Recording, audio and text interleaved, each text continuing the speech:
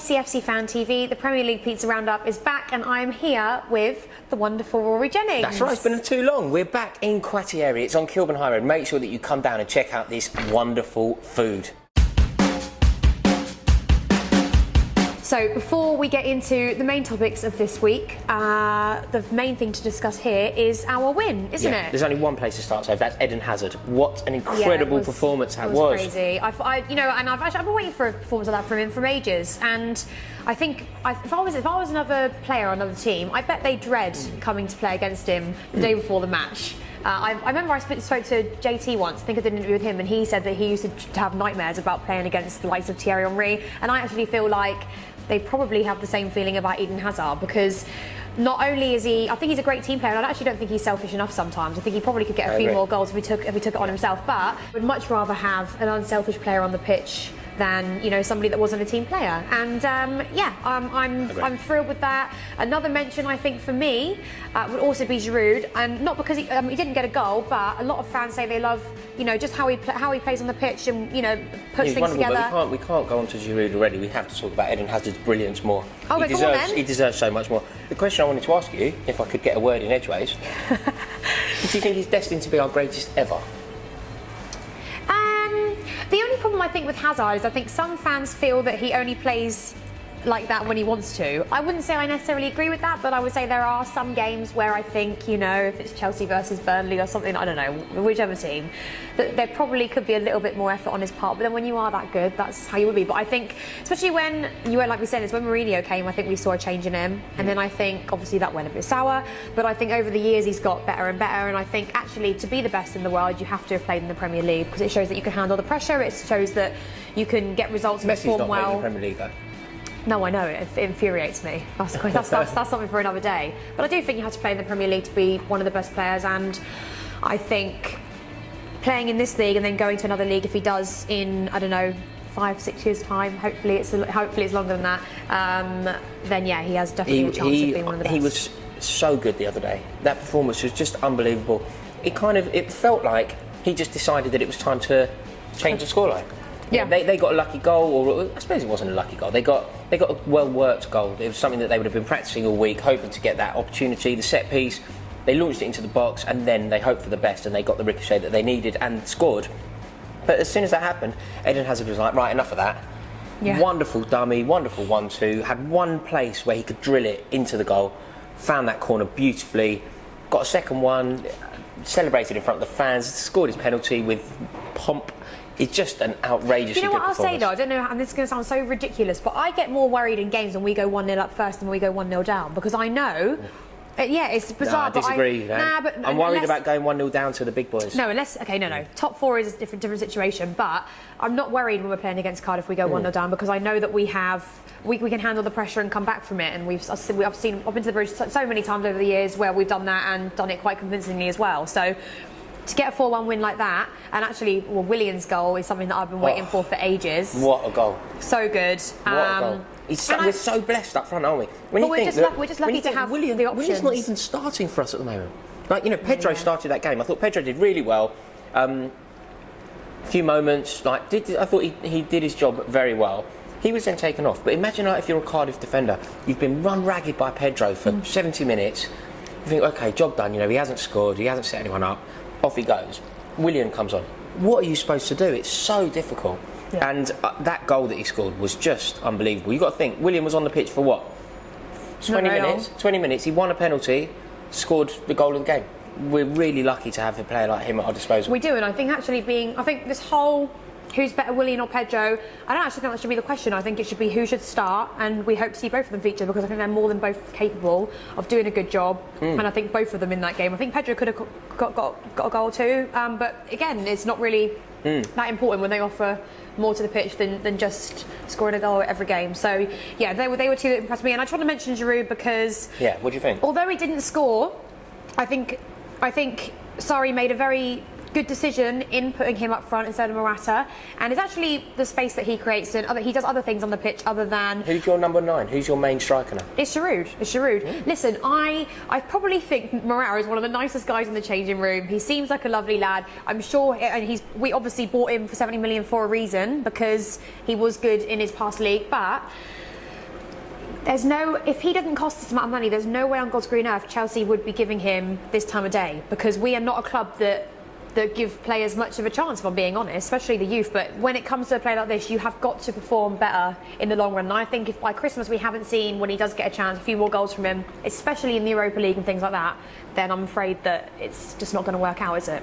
Right, next up is Liverpool, and this is a side that Sophie is most worried about as to who's going to rival us for winning the league. You're actually more worried about Liverpool than you are Manchester City, which is going to surprise people. Yeah, and I don't really care, because I think Liverpool, the one thing that scares me about Liverpool is that they have their attack. I'm not saying that Man City don't have like the likes of Sergio Aguero, but I think the way they're playing in the Premier League at the moment is just, I think it's more, if I'm being honest, I think I enjoy watching their football more. I loved watching them score goals against Tottenham. Yeah, I enjoyed exactly. that massively. That was a great time. Yeah, exactly. They battered Tottenham. I know it finished 2-1, but they absolutely battered them, didn't they? I think, who did Liverpool play? Was it Brighton when they just scraped through a 1-0? Yes, they beat Brighton 1-0. Right, and I think that was actually quite a tough game for them. They still get the win. Yeah. I think Man City playing against Wolves and only scrounging for a draw, I think eventually, if that happens one more time, I think, of course, I actually think because it's so tough at the top this year, just losing one or two games, just drawing one or two games is enough points to drop to lose it for the rest of the season. That's just my opinion, though. So maybe I'm speaking too soon, and obviously we know with injuries things happen. I think it's a really valid point. I think that Liverpool are a threat, and I thought that they went to Wembley the other day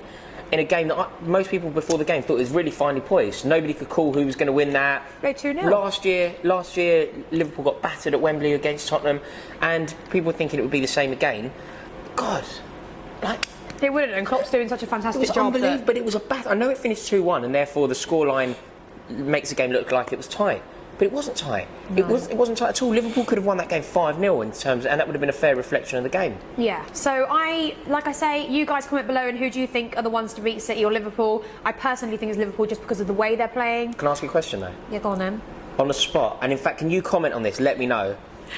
On their both have had their problems. Both have been fantastic. They've both excellent players. If you had to pick one between Mohamed Salah and Harry Kane, who do you pick? Salah. Over Kane? Well, I mean, what, to play for Chelsea or just in general? Who's a better player? Who would you rather have up front for your team? That's a tough question, though. That's a tough question. You Definitely, think? I wouldn't have Salah back at Chelsea. I mean, I suppose, I don't know, because Harry Kane has definitely more experience in the Premier League and he's a fan favourite, but then Mo Salah practically carried Liverpool to a Champions League final. Just pick. I'm going to go with both of them.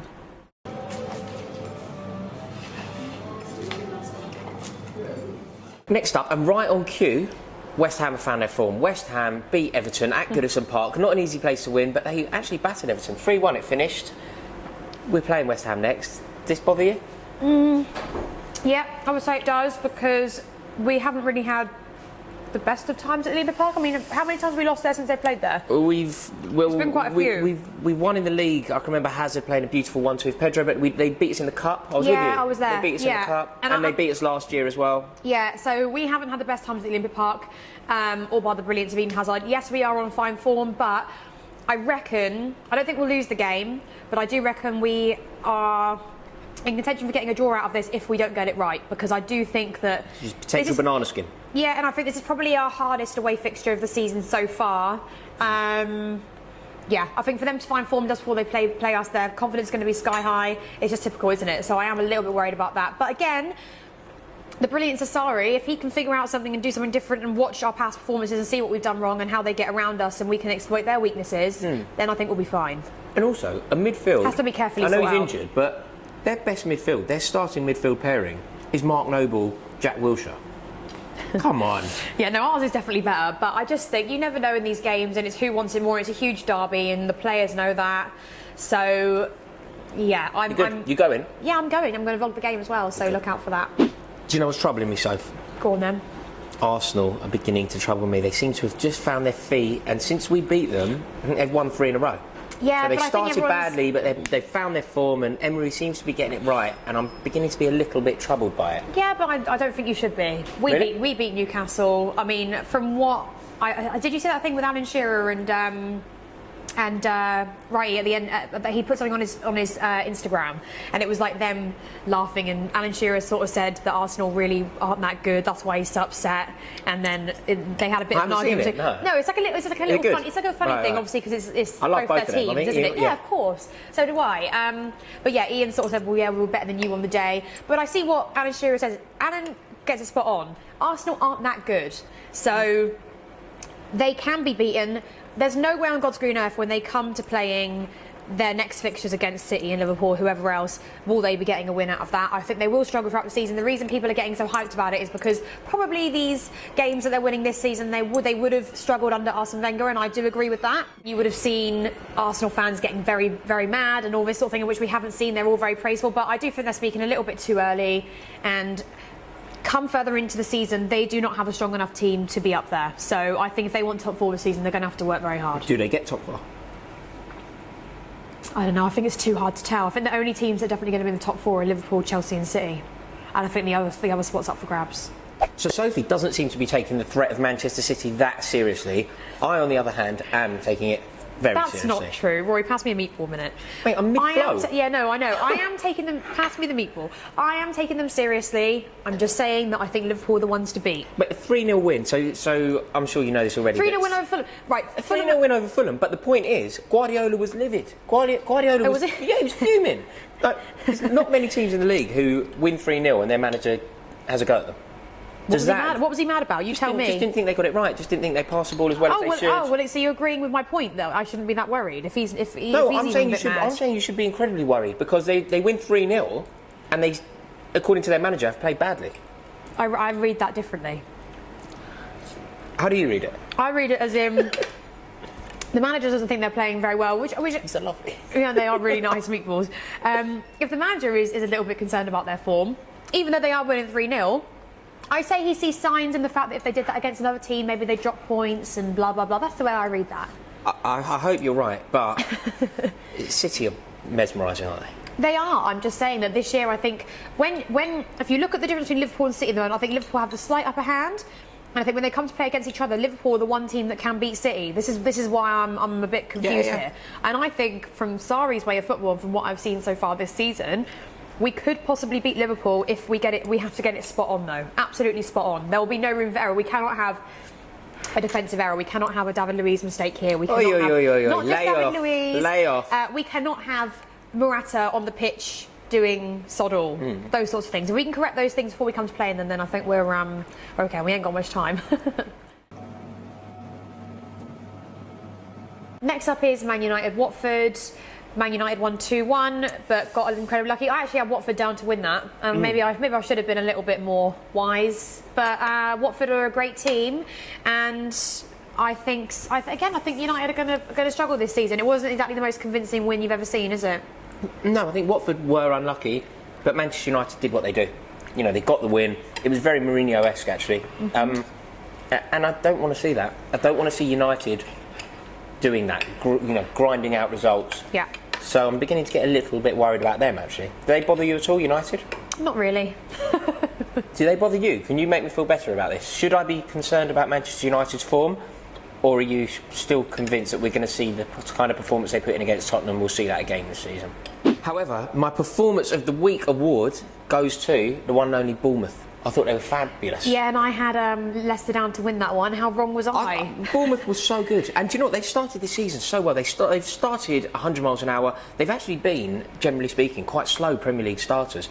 But Eddie Howe's got it right this year. And apart from their blip against us, they've looked brilliant. And it just shows you quite how good a result that was for us. Because to put that amount of goals. I think they got it wrong when they came to us, though. I think they played it slightly wrong. But that's possible. And also, it's very difficult for a footballing side to come to a footballing side that's better than them and win. You know, don't play us at football because we're good at that. They should be perhaps trying to find a different weakness. But equally, I think that they were brilliant the other day. Wes Morgan was sent off, but I don't think it affected the result at all. And I wonder where we draw the line with this Bournemouth team. Like, is there a chance of this Bournemouth team still being in this conversation at Christmas? Is there a chance of this Bournemouth team still being in this conversation at Easter? I think they're a very good team, and I think they've done very well to stay in the Premier League ever since they've come up. The question for me really is who's going to go down. I don't think Bournemouth 100% they ain't going down. Yeah, I'll tell you the teams. I still think Huddersfield are going way, way down. See you later. It's about time as well. It's way too far of an away day for that. And I also think Cardiff are going down. The reason I think Cardiff are going down, not just when they played us. And I have a very good view in the Shed Upper. Sometimes I like to watch things on TV, but my view in the Shed Upper is very good. We know they're going to play very defensively against us. They have a manager that's sort of known for that style of play, and although they did get a goal against us, they're not capable of seeing results out. We saw that against Arsenal. They never look like winning the game. So even when they do have those little sparks in the team where they get the odd good goal, it's still not looking like they're going to win the game fully. And I think they are more of a Championship side than a Premier League side. Yeah. And I think when you come up to the Premier League, and also you when do you look have at to their make players. you do have to make certain improvements. I know Fulham spent a lot of money over the transfer window. I don't think we're seeing the full potential of that yet. I think we will do after Christmas. I think they probably do have a chance of staying up now. The third spot's up for grabs. Who do you think? I mean, I'd put Huddersfield and Cardiff to go down. Cardiff. Yeah. Who's the third team? I'm not sure. Southampton? No, I don't see it. Sammy, who's going to go down? West Ham, that'd be the dream, wouldn't Yeah, it would. I don't think it's going to happen, though. I would absolutely love that. You guys comment below. Who is the third team to go down? Right, there we have it. Thank you all so much for watching this video. If you enjoyed it, please click the like button. And if you haven't subscribed yet, please do it right now. It really does help us out. We're going to leave you with one question. Sophie seems to think that Liverpool are more of a threat to Chelsea winning the league than Manchester City. I disagree, but I'm really interested to hear what you think. So please comment below and let us know what you think.